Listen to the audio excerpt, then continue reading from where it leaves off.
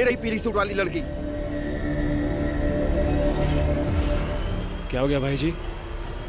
कोई तकलीफ? तेरी सगी लगती है क्या?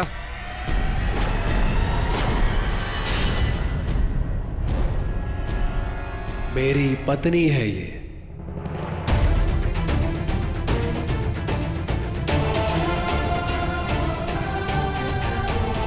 आपने बड़े पुण्य का काम किया है।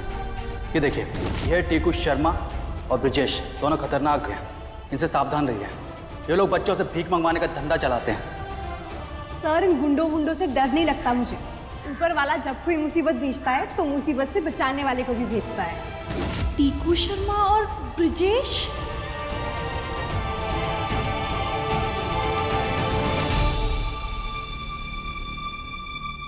छटे हुए बदमाश है ये। कोई दूध पीते बच्चे नहीं है जो तुम्हारे झूठ के लॉलीपॉप से फिसल जाएंगे। चुप चुप, मेरे साथ खेलते रहो। देखिए, आप इस तरह जबरदस्ती नहीं कर सकते। वो क्या था कि मैडम, हमें एक पीले सूट वाली लड़की का पीछा कर रहे थे और आपने भी पीला सूट पहना हुआ है, लेकिन रघु ने बताया था कि वो लड़की कवारी है, पर आप तो शादीशुदा हैं। माफ कीजिएगा। हाँ हाँ, 6 महीने पहले ही हमारी शादी हुई है। लेकिन भाई जी, अरे पिछले 6 महीनों में इसने मेरा जीना आराम करके रख दिया है। मैं आपको कह रहा हूँ, पूरे रास्ते चिल्ला चिल्ला कर मेरे कान से खून निकल रहा है, कान से खून निकल रहा है। ये देखो, आपको आपकी लड़की नहीं मिल रही है ना?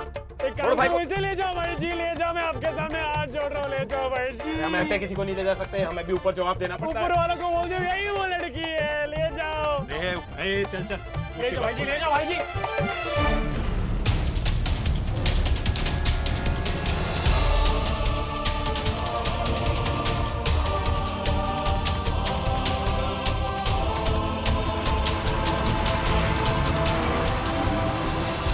थैंक गॉड चले गए। अगर आज आप नहीं होते तो। बस, मैं जानता हूँ तुम्हारे आसपास रहना मेरे लिए बहुत बड़ा खतरा है, क्योंकि शेजवान सॉस का काम ही होता है सीने में आग लगाना। शेजवान सॉस सीने में आग लगाना? ये क्या कह रहे हैं आप? मैं तो बस आपको थैंक यू कह रही थी। थैंक्स बट नो थैंक्स, लेकिन मुझे तुमसे बात करने में कोई इंटरेस्ट नहीं है। एक काम करो, उठो, अपना सामान उठाओ और कहीं और जाके बैठो। थोड़ी सी जान क्या बचा ली? आप तो ज्यादा ही सर पे उड़ रहे हैं। सही नाम दिया है मैंने तुम्हें, सिफालजिया, मतलब कि सरदर्द। ऐसा सरदर्द जिसका कोई इलाज नहीं होता। Same to you.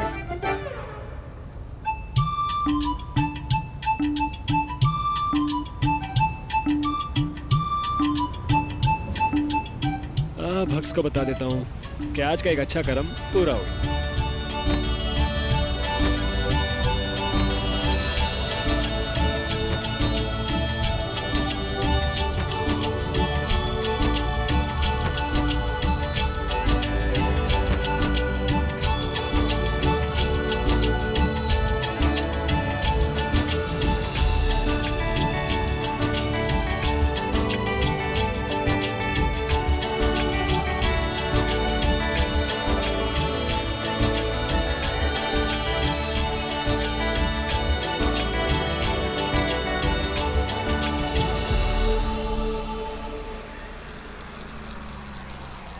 Devprayag, Devprayag, चलो 15 मिनट के लिए बस रुकेगी। देवप्रयाग, देवप्रयाग।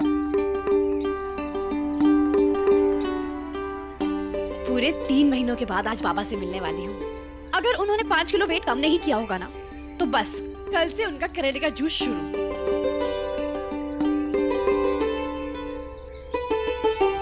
बाबा कहते हैं, अगर जिंदगी में तुम पे किसी का एहसान रह जाए तो उससे फिर से मुलाकात होती है। ओह नो, मतलब इसे फालजिया से फिर से मिलना पड़ेगा। नो नेवर, अभी जाके थैंक यू बोलती हूँ और फुल एंड फाइनल कर लेती हूँ। कहाँ गया? अभी तो यही था। बाहर देखती हूँ।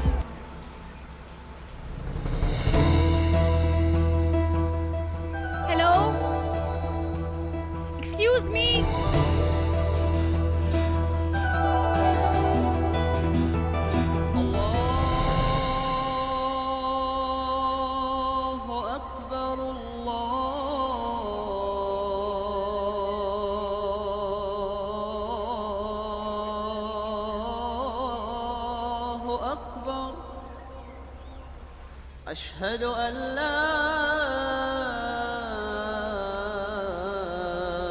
إله إلا الله.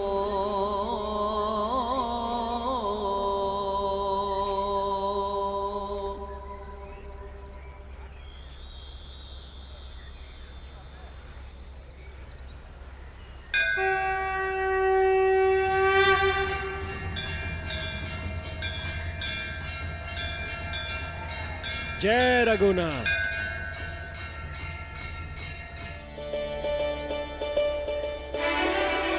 अरे ये क्या छो? प्रयाग पुष्प में कली खिली है। ये तो चमत्कार हो गया भाई जी।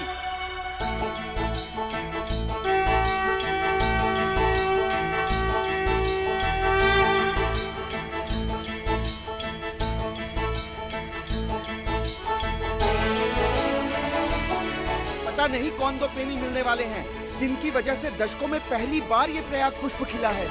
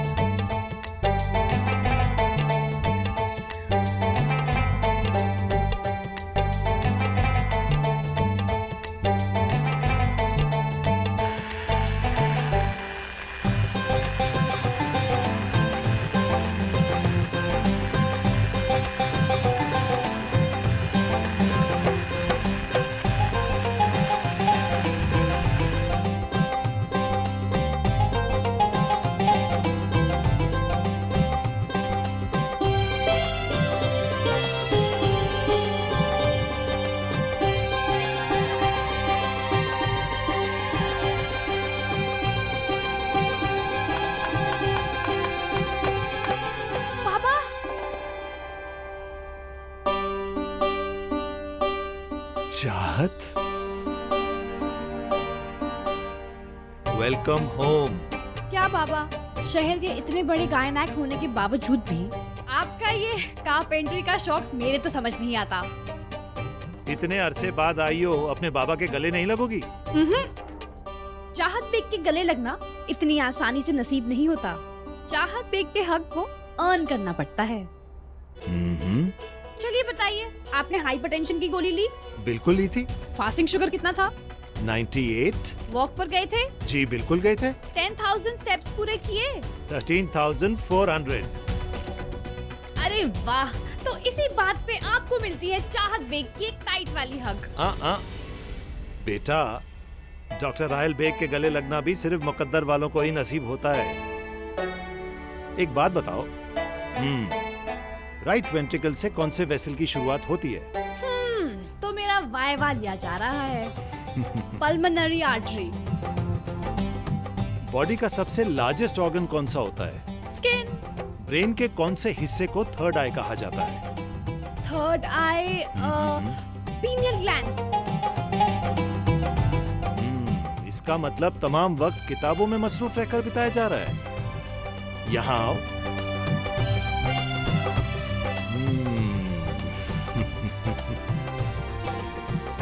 खुदा तुम्हें हमेशा कामयाब बनाए, हमेशा खुश रखे। ज़हीन तो तुम हो ही, और मुझे यकीन था कि तुम मेरे भरोसे को शर्मिंदा नहीं होने दोगी। इसलिए आज शाम तुम्हारे MBBS में अव्वल आने की खुशी में घर पर दावत रखी है। अरे वाह। चलो अंदर चलें, गजाला इंतजार कर रही होगी। चलो। हाँ।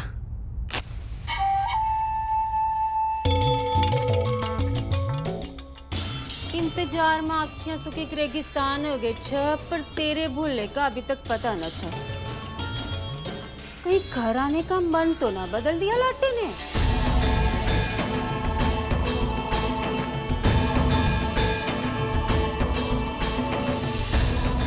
बाबा बस थोड़ी देर और रुक जाइए, नील आता ही होगा, मेरे पे पूरा विश्वास था। मैं बोला जी आ जाएगा नील। हो सकता है रास्ते में बस खराब हो गई हो।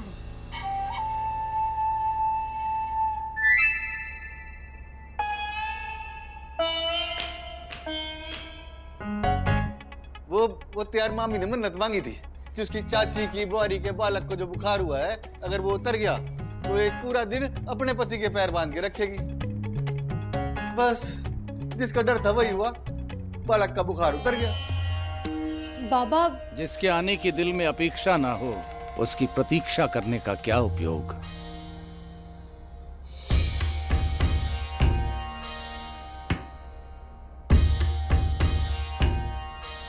धारी देवी देखनी चाहिए। अपेक्षा तो इस बार हमने भी की थी कि नील के हाथों बना भोग भगवान को चढ़ेगा और उसी के हाथों जोत रघुनाथ जी के चरणों में रखी जाएगी। पर हमारे चाहने से उसके मन में मंदिर कार्य के लिए श्रद्धा तो नहीं जाग जाएगी ना। किसने कहा कि नील के मन में मंदिर कार्य के लिए इज्जत नहीं है? किसी के कहने की क्या आवश्यकता है? तुम्हारे भूले ने समय पे ना पहुंच के ये तो साबित कर ही दिया कि ना तो उसके मन में मंदिर के कार्य के लिए कुछ सम्मान है और ना ही मेरे लिए। और कितनी प्रतीक्षा करें हम उसकी। बस आज का दिन मिला है इस ज्योत की सेवा करने का। कल तो इस पावन ज्योत को बद्रीनाथ के लिए विदा करना ही होगा।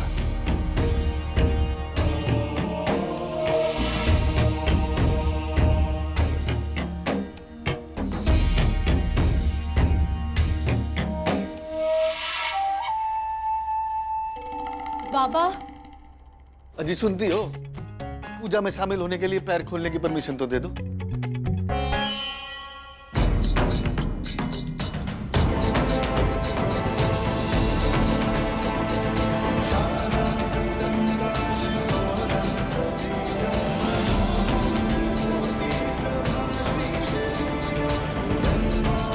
पिताजी,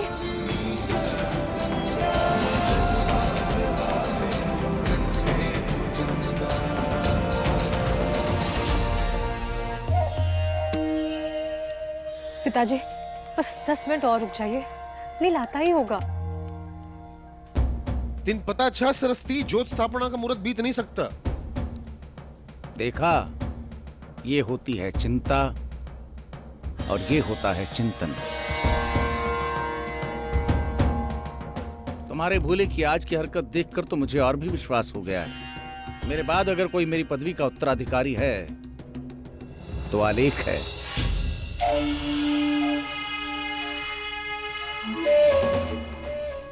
ऐसा मत कहिए सौरा जी। माना कि आप नीलकंठ से निराश हैं, लेकिन रक्त है वो आपका, और महंत की पदवी केवल नीलकंठ का सौभाग्य है। छोड़िए इन सब बातों को और चलिए, ज्योत स्थापना का मुहूर्त बीता जा रहा है।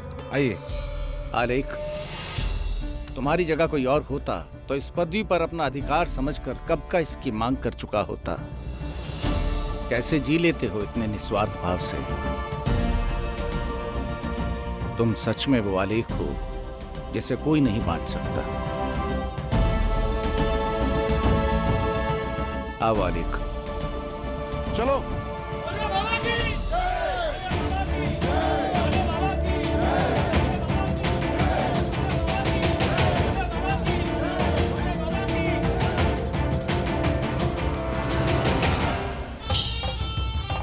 भाई के आने की खुशी में बड़ी सच थच के तैयार हुई थी। आखिर सारा सिंगार आंसुओं में ही बह गया ना।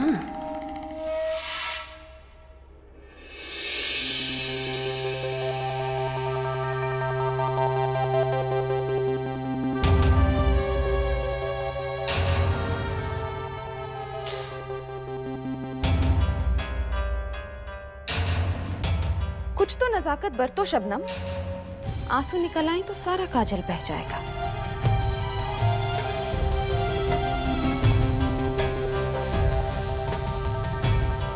ये काजल ही तो इस बला की खूबसूरती का मुहाफिज है। माशाअल्लाह भाजी, फूल परियों की कहानियां तो मैंने बहुत सुनी है, पर आपको देखकर उन पर यकीन हो रहा है। नजर ना लगे आपको, कौन कहेगा कि आप 2 जवान बच्चों की माँ हैं? तो नहीं, एक। बेग साहब की बेटी की माँ नहीं हूं मैं।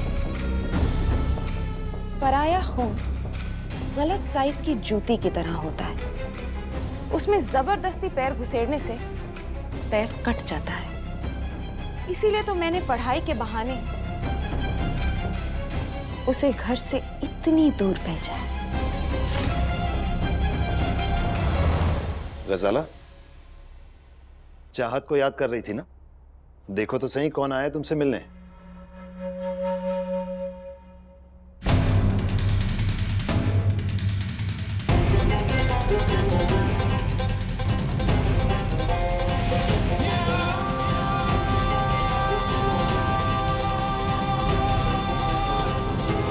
ये तो इनसे भी 10 गुना ज्यादा खूबसूरत लग रही है।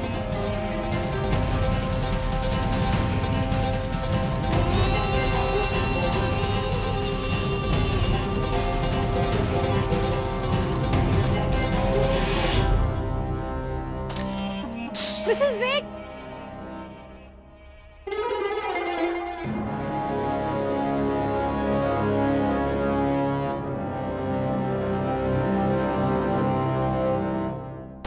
कोई बात नहीं भाई, और शीशा टूटना अच्छी निशानी होती है, और ये कोई बड़ी बात नहीं है, नया बन जाएगा।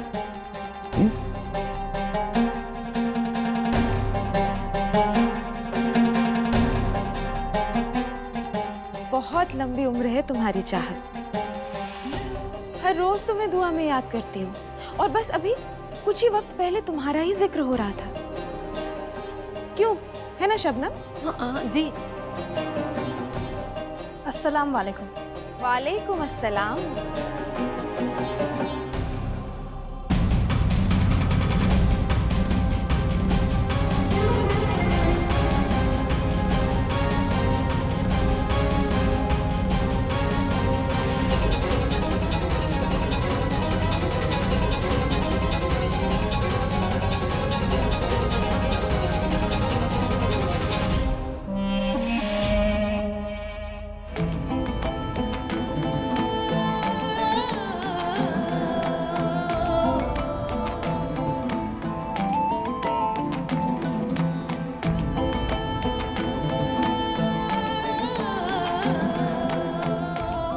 पापा,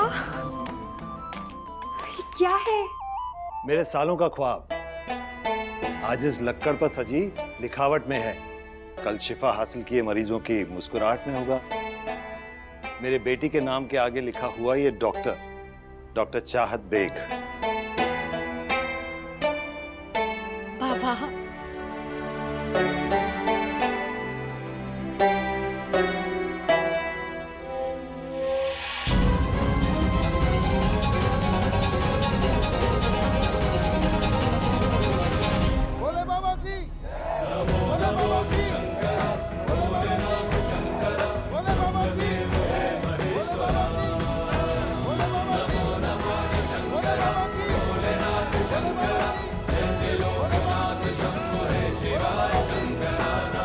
हे भोलेनाथ, कोई तो चमत्कार कीजिए। बाबा का गुस्सा शांत होने का ये आखिरी मौका है। किसी भी तरह नील को यहाँ भेज दीजिए, भेज दीजिए।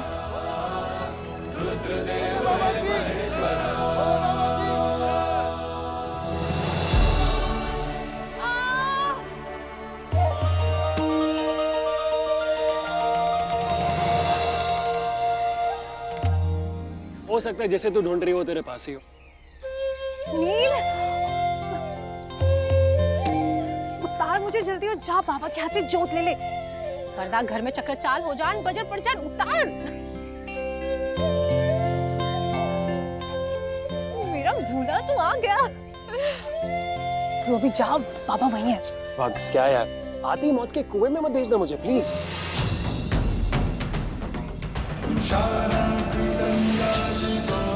भोले बाबा की, भोले बाबा की, भोले बाबा की। जान अनिल, तेते में आसो। तू भी ना बग्स, कसम देकर इमोशनल ब्लैकमेल कर देती है। ठीक है, जाता हूँ। जल्दी जा। हाँ भोले बाबा, अभी सब कुछ आपके हाथ में है। आते ही बाप बेटे के बीच में युद्ध में शुरू कर देना प्लीज।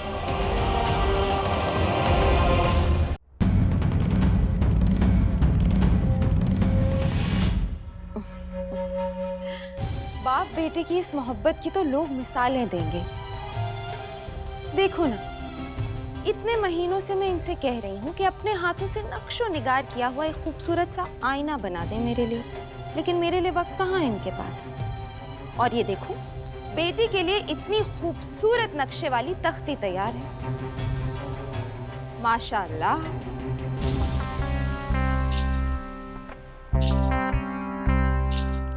बाबा, ये आपने अपने हाथों से बनाया है?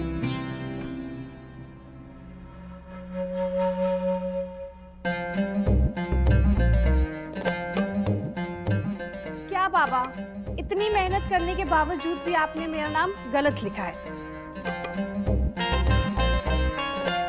चाहत बेग? चाहत राहिल बेग है मेरा नाम। ओह क्योंकि मेरे बाबा के नाम के बिना मेरी कोई पहचान नहीं हो सकती।